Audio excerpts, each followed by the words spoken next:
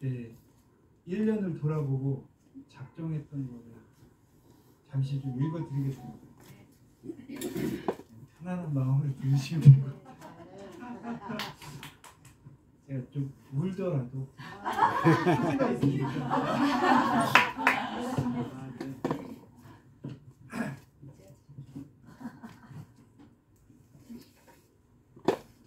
읽겠습니다. 좀 부끄러워서 처음이라 이런 자리가 좀 처음이거든요. 다른 교회에서 이렇게 해본 적이 없어가지고 좀 떨리지만 잘 좀 봐주세요. 2013년 호렙산 정상에 오르다 말씀이 사실로 가슴에 박히는 찬란의 순간을 잊지 못하다. 간증을 쓰려 하니 아무 생각이 안 들고 컴퓨터만 멀뚱멀뚱 보고 생각을 하다가 잠시 기도하게 되었습니다.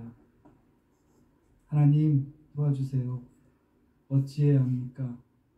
생각에 잠겨 있는데 문득 2023년 3월 목장 예배 때 함께 말씀을 가지고 간증을 나누었던 순간을 생각이 났습니다.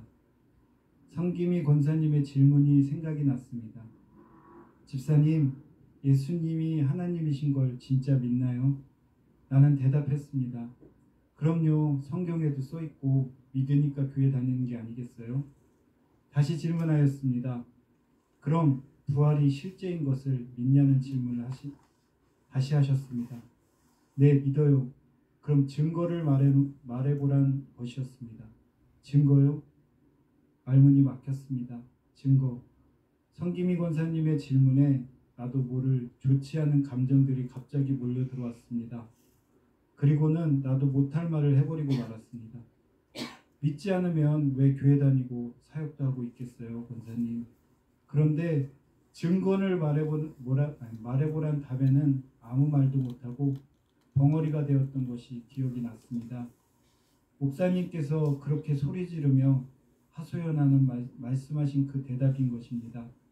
막연한 하나님을 위해 종교생활한다는 것이 생각이 났습니다. 목장 예배가 끝나고 교제하는 중에 갑자기 회의감이 몰려 들어왔습니다. 하나님을 만나지 못할 거면 교회고 예배고 무슨 소용이 있겠어. 1년만 새벽 예배 나와 1시간 기도해보고 그래도 못 만난다면 과감히 세상으로 돌아가는 거야.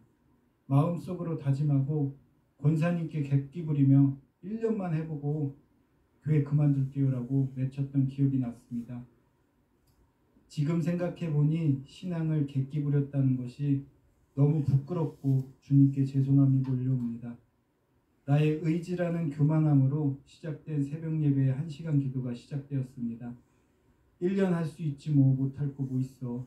그러나 아침에 일어나는 것조차 힘이 들고 기도 시간도 너무나 허리도 아프고 무릎도 아프고 기도 좀 했나 싶으면 10분에서 15분 시계만 보기 일수 아는 말씀이 없으니 할 것이 구하는 기도뿐이었습니다.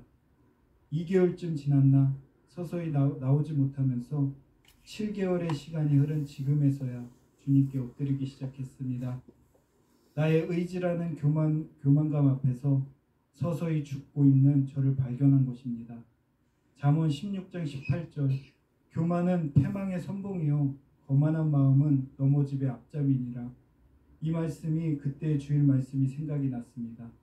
7, 8월에 여름 사역으로 일을 듬성듬성하다가 일에 대한 걱정 중에 잘 아는 회사에서 프로젝트를 맡아달라는 제안을 하며 견적서를 넣어달라는 말에 오 하나님께서 응답하셨네 하고 비싼 금액으로 견적을 넣었죠.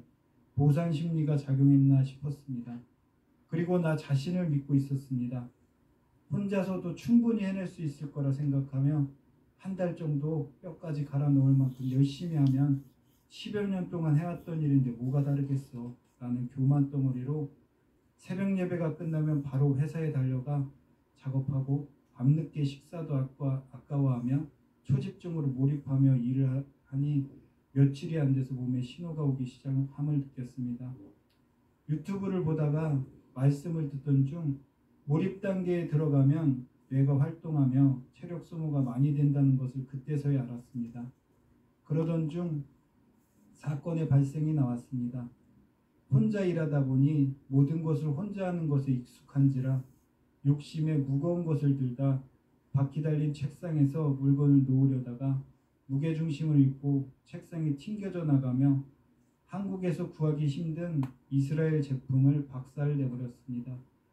얼굴이 노래져 어쩔 줄 몰라 제품을 숨기고 이틀 동안 제품을 사다가 채우려는 마음으로 인터넷을 뒤지고 뒤졌지만 비싼 가격에 한번 놀라고 둘째는 한국에서 구하기 쉽지 않은 제품이었던 것이었습니다. 그 후 근심 걱정에 밤잠을 설치면서 생각이 든 것이 열심히 일하면 뭐하냐, 며칠 일해도 제품 하나 살 돈도 안 되는 것, 한숨 반 근심 반 몸은 지치고 할 일은 많고 스트레스를 받는 도중 토요일 목장 예배에서 이런 사건들을 털어놨습니다. 그리고 진행되어야 할 일정들도 한 번도 10년 동안 없었던 일들이 생기기 시작하는 것입니다. 처음에는 1년이었다가 진행한다 하고 또다시 변경되면서 1월 달에 납품이 된다는 일이 벌어지며 급하게 할 필요가 없게 되는 사건이 벌어진 것입니다. 한 달 벌어 한 달 사는 나에게 몇 개월 동안 해야 되는 일이 벌어진 것이죠. 한 달 만에 마무리해서 2달 먹고 살려다가 나에게 가시덩어리가 되어 다른 일도 못 잡고 이 일에만 신경 써야 하는 일이 벌어진 것입니다. 그러다가 출근하면서 유튜브로 말씀을 듣는데 바벨론의 삶에서 벗어나야 한다는 말씀이 들리고 하나님께 집중하는 삶을 살아야 된다는 말씀이 계속 귓가에 맴동을 느꼈을 때 우리 교회 말씀과 동일한 그의 이야기, 히스토리와 같은 말씀이네라는 것을 들었습니다. 5개월 동안 아무런 반응 없이 예수를 믿는다고 하면서 바벨론 쳇바퀴에 빠져 나오지 못하고 바쁜 삶에 하나님께서는 말씀을 통해 나에게 말씀하시는 것을 이제야 깨달았습니다. 그 와중 와이프도 유방암 후유증으로 호르몬 약에 의해 자궁 쪽에 혹이 자라면서 아프기 시작함도 나에게는 큰 어려움이었고 힘든 이유였습니다. 이것이 신호라는 것을 9월 달에 깨달았습니다. 이것은 이상하게 꼬이고 꼬여 신호라는 것을 감지하고 다시 이제는 엎드려야겠다는 마음이 왔습니다. 10월 말 와이프가 생리통을 겪으면 2, 3일 일어나지 못하고 피를 엄청 흘리며 얼굴이 노래지는 것을 보고 기도하였습니다. 주님께 집중하겠습니다. 바벨론의 삶을 내려놓고 주님 만나주시면 우리 아내 좀 고쳐달라고 간절히 애원했습니다. 처음에는 여름 사역으로 수술도 취소하고 했으니 주님의 은혜로 고쳐달라고 수술하기 무섭다는 것에 마음이 아팠습니다. 모든 것이 다 내 탓인 것처럼 느껴졌습니다. 10월 22일 힘들었던 프로젝트 마무리하는 날입니다. 그리고 하나님께 집중하기 위해 모든 걸 내려놓는 날이기도 합니다. 다 포기하겠습니다. 내 교만, 내 고집 다 내려놓고 호렙산에 오르며 하나님만 바라보겠습니다. 마음을 정하고 성경만 보겠습니다. 호렙산 기도를 했습니다. 예수님은 구세주인지 주인인지 나의 주인이시면 성경이 내 가슴에 새겨지게 하소서. 말씀을 읽어도 도통 보이지가 않습니다. 주님, 마음을 정했는데 주님 성경을 봐도 보이지가 않고 내 안에 주인이 있는 나를 용서해달라고 기도를 부르짖었습니다.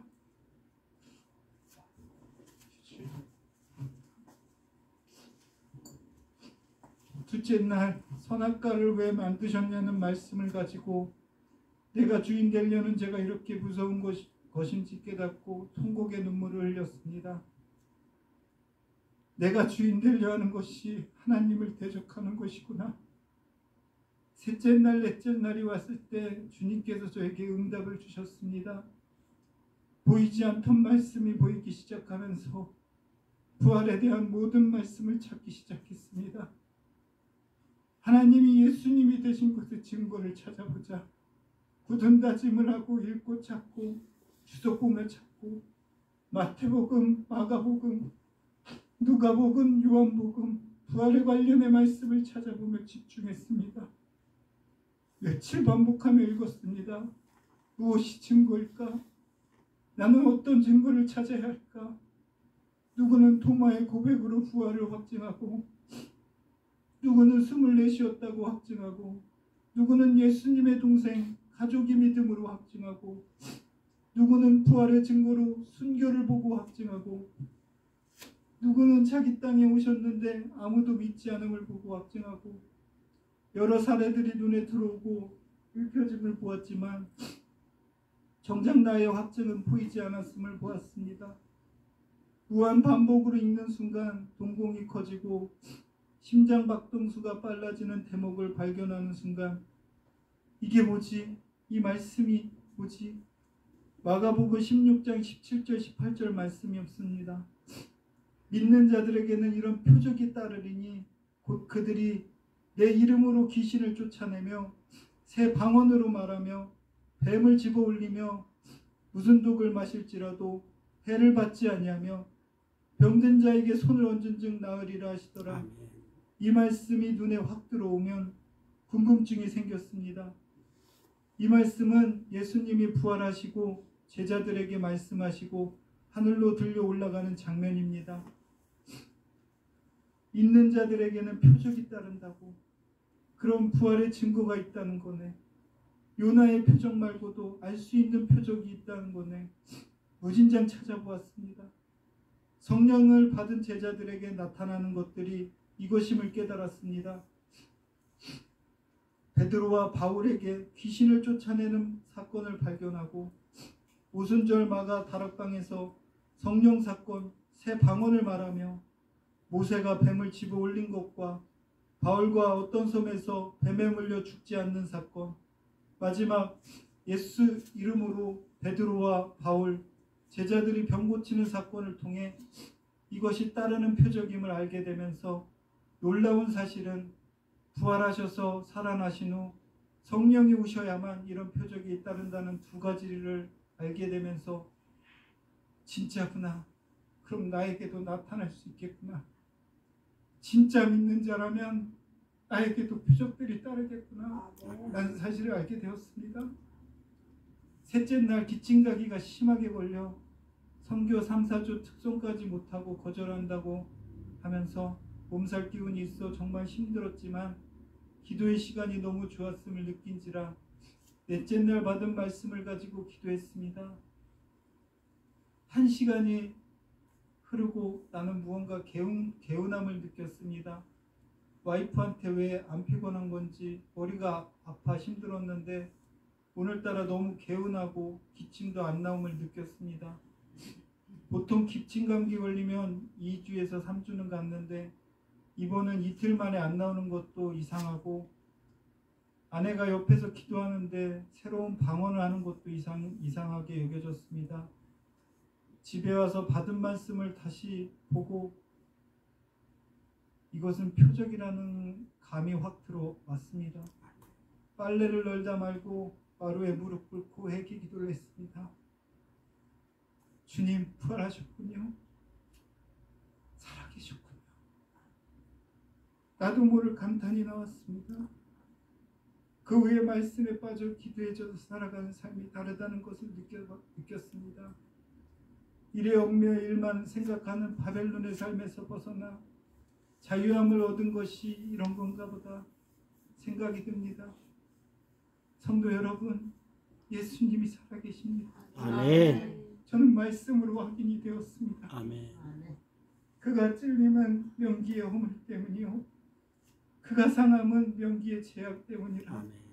그가 징계를 받음으로 명기는 평안을 누리고 아멘.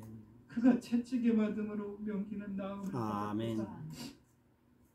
말씀이 내 말씀이 되어감을 감사합니다.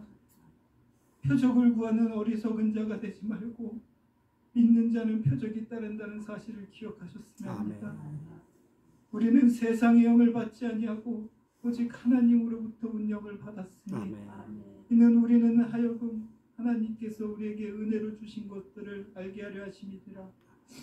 하나님의 영을 받았기에 주님을 아빠 아버지라 부를 수 있는 성령의 은혜를 다시 한번 외쳐봅니다. 아멘. 감사합니다.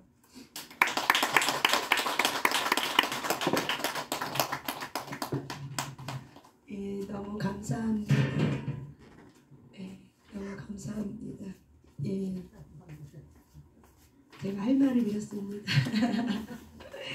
여러분들도 도전이 되시죠? 예, 하나님은 살아있습니다. 아멘. 하나님 믿는 자의 편입니다. 그래서 이렇게 간증해 주신 거 너무 감사하고 우리 최명희 집사님이 저렇게 상담하면서 많이 바뀌고 변화되더라고요. 그러면서 자유해지더라고요. 뭐가 자유해졌냐면 내가 누군지를 알고 나니까 자유해지더라고요. 그리고 그것이 얼마나 살아오면서 몇십 년 동안 살아오면서 마귀의 속삭임이었는지를 깨닫는 순간 더 이상 내가 마귀에게 속지 않으리 이 결단을 하시더라고요. 그래서 자유케 되면서 하나님이 살아있음을 고백을 하면서 많이 변화되면서 가정인도 변화되고 있다고 제가 이렇게 들으면서 참 감사했어요. 그래서 한번 신령분을 보고 싶었습니다. 근데 이렇게 와주셔서 너무 감사하고요. 우리 너무 감사합니다. 예, 제가 할 말을 잃었어요.